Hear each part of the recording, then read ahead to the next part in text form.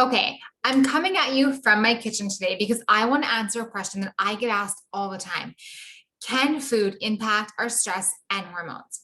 So, yes, food can absolutely impact both the balance of your hormones and the way that your body is responding to stress.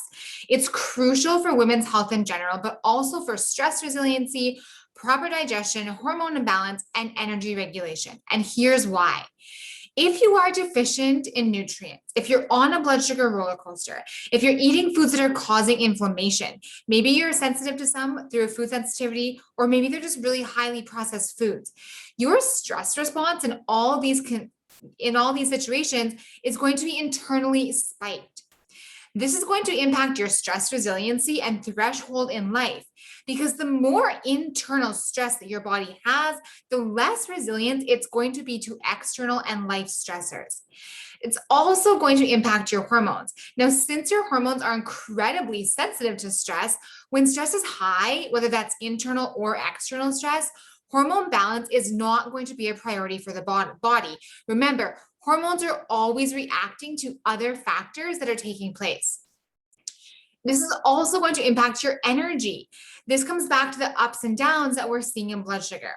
The food we eat also impacts digestion, both from that like irritation, inflammation standpoint. If we are consuming only foods that are highly processed, causing irritation, foods that we're sensitive to, or even foods that lack in proper nutrients. But on top of this, if your body is stressed out from nutrient deficiencies or life stress or inflammation or blood sugar swings, it's not concerned about producing the appropriate tools that you actually need to go through the digestive processes. So this being said, you most definitely can adjust nutritional habits and use food to support your hormones and reduce that stress on your body. So I'm going to share with you my top 3 tips when doing so. Now, number 1 is eating in a way that stabilizes blood sugar. Focusing not so much on the amount of food, but in what balance are you consuming that food, especially when it comes to things like your protein, your fat, and your fiber. Number 2, focus on eating real whole foods, foods that are rich in nutrients and fiber and anti-inflammatory properties. And then number 3, including all macronutrients in your diet. There's a big thing right now about carb restriction, but carbs are not the problem. And it's so crazy to think the majority of women are fearful of eating a simple macronutrient. The problem comes in what type of carbs we are eating, how we are eating them, and when we are eating them. So for example, the standard diet includes high amounts of highly processed carbs, pastas, breads, sugar, chips, baking, sweets. These processed forms of carbs are filled with inflammatory ingredients, they're lacking in fiber, and they essentially have no real nutritional value. These carbs are causing digestive issues, blood sugar swings, inflammation, mood swings, and yes, hormonal imbalances.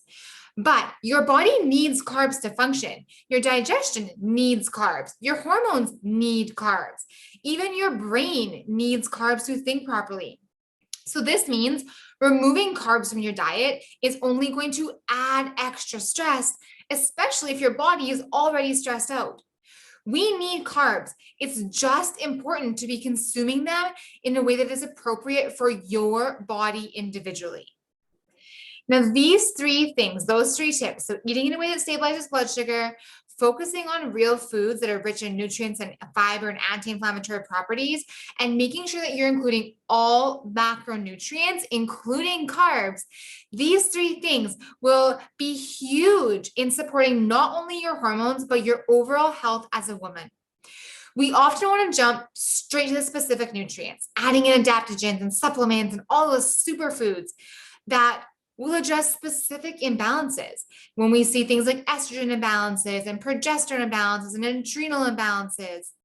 And yes, these specific nutrients are important, but they are not going to be able to do their work and work their magic unless that basic nutrition foundation is in place first. This is focusing on what I like to refer to as the Nourished Woman's Food Foundation. And they will significantly reduce your body's stress load, keep you feeling calmer, keep you being more resilient, give you better energy throughout your whole day, and also, like I said, support that overall hormone balance. Women's health is not as difficult as we make it out to be. We just have to learn what's right for our bodies. Food is a huge pillar to healing your body and overcoming your symptoms. So if this feels confusing for you, and if you're ready to take the guesswork out of what you should be eating, then send me a message, leave me a comment, and let's just have a conversation.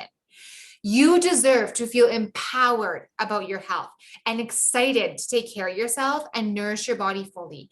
And I am here to guide you in doing exactly that.